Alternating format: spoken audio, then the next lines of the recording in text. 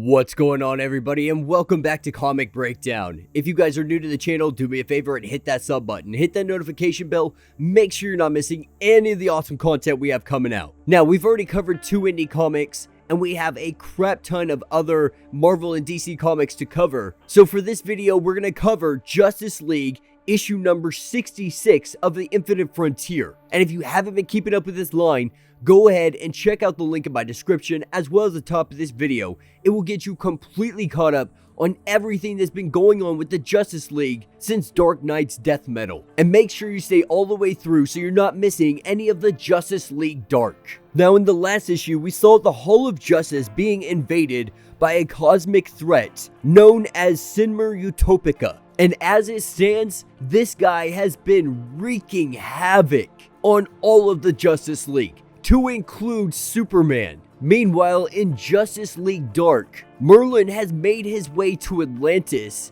and he is laying siege. And while Aquaman and his forces are trying to fight him off, Batman and the 13th Warrior are making some discoveries. And with that being said, let's dive into this breakdown. Alright gang, so as we dive into issue number 66, we are picking up with Naomi and Aquaman currently getting their butts whooped, standing up trying to get out of this rubble because the Hall of Justice just took a freaking cosmic blast. This building is looking like it is nothing more than rubble at this point, and everybody is laid out trying to get up and get their bearing. And as they rise from the ashes, Queen Hippolyta, Queen of the Amazons, is standing there by their side, looking up at the Hall of Justice, seeing it torn and tethered. They get ready for round 2. But that's what's going to pick us up with Canary and Oliver Queen, currently having to deal with all of this Checkmate stuff. They just got done taking on this wannabe Deathstroke,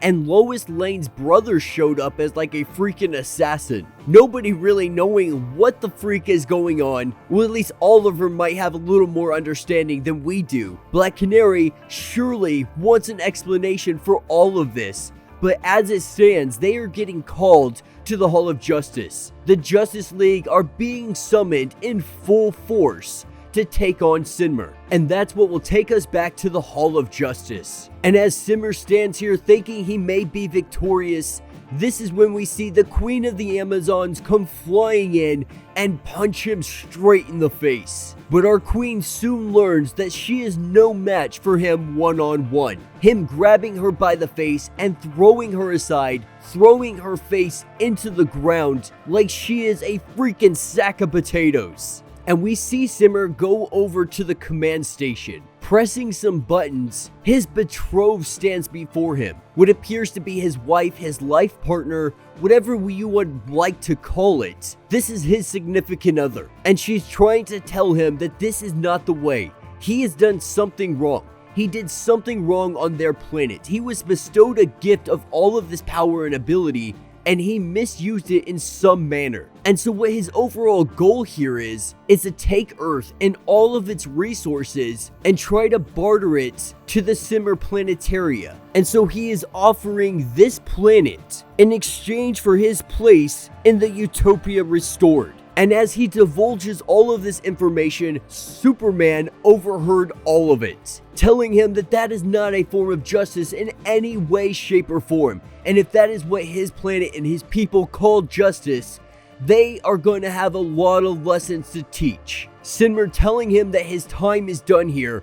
Superman being himself, he tries to reason with him, tries to get them to be able to have some kind of discussion and negotiation about what to do here. Because Superman, at the end of the day, he doesn't want to hurt this guy. He wants to help him in any way he can. But while Superman tries to appeal to any kind of humanity in this thing, this is where we see Black Adam. And Black Adam isn't merciful. He doesn't care what this guy has to say. He's gonna end this right here, right now.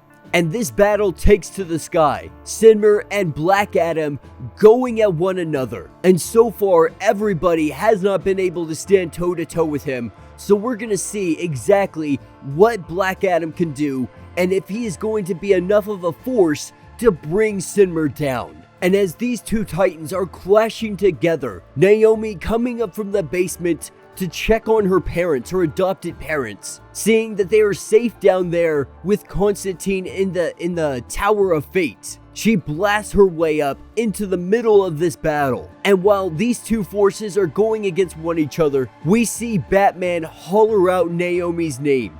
With this happening, for some reason, for some unknown reason, Naomi's powers kick into full gear. We see her full capability, putting as much energy blast onto Synmar as she can, while Black Adam works him from the other side. We see the entirety of everybody connected to the Justice League make their arrival. And so, not knowing exactly what it was, maybe it was just Batman hollering out her name, knowing that she is fighting along all of these titans, all of these people that have their names down as legend, these titans among men. She is fighting alongside Aquaman and Superman, the queen of the Amazons, the greatest detective in the world. And so maybe, just maybe, she found her confidence. She found that power within inside of her. She unlocked her true ability, not knowing the full extent of what she can do, not knowing the limitations of her powers. With her and Black Adam combined, their powers are keeping Synmar at least locked in place temporarily. And with everybody making their arrival, Superman hollers, "That is enough." And everybody looks to him. Superman telling Synmar he can end this right now,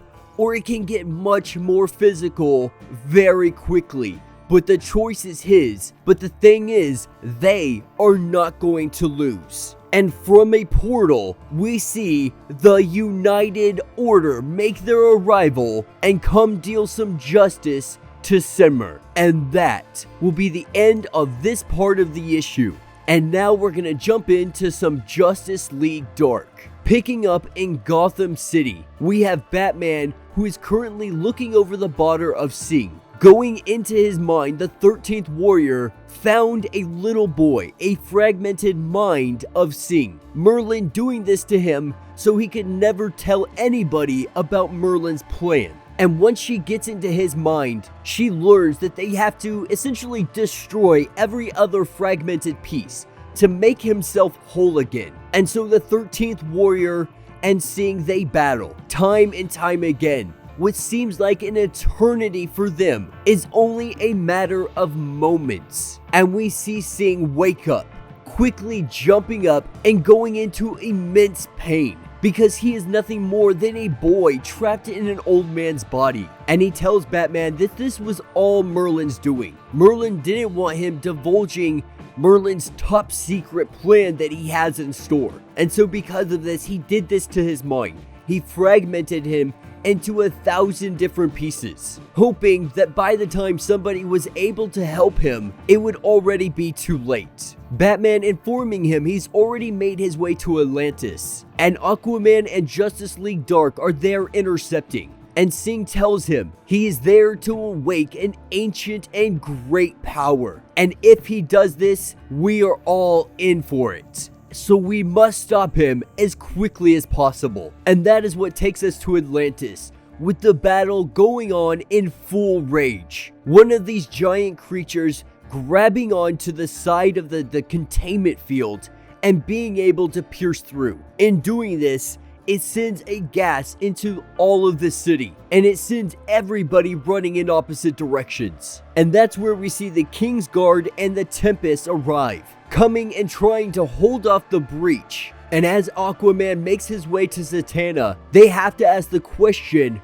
where is Constantine? And more importantly, where is Merlin in all of this? And that's what's going to bring us to an old temple. Merlin standing in front of it trying to do some magic, knowing that Constantine is standing nearby in the shadows. Constantine coming out of the shadows, letting him know that he's more or less just watching him work, kind of taking notes on everything that he's doing. And he already knows exactly where he is headed, what he plans to do. And Merlin whispers, beneath the drowned city, the dark world lies. And that will be the end of this issue. So let me know what you guys think down in the comments. You know, the Justice League story has been okay. It hasn't been the greatest story to come out of DC Comics. It's really taking a long time for this whole Naomi Synmar situation to play out. If they really gave the entire length of this comic instead of doing Justice League Dark, they may actually have the ability to really get through this story and be able to get to the overall plot of what they're trying to tell here. Me personally, I would prefer a full-length Justice League Dark storyline, because this story is 10 times better than what's going on in Justice League, and it deserves so much more attention than just the, 4 or 5 pages of panels that it's getting. But yeah, let me know what you guys think down in the comments. If you have not yet, do me a favor, hit that sub button, hit that notification bell, make sure you're not missing any of the awesome content we have coming out, and until the next breakdown.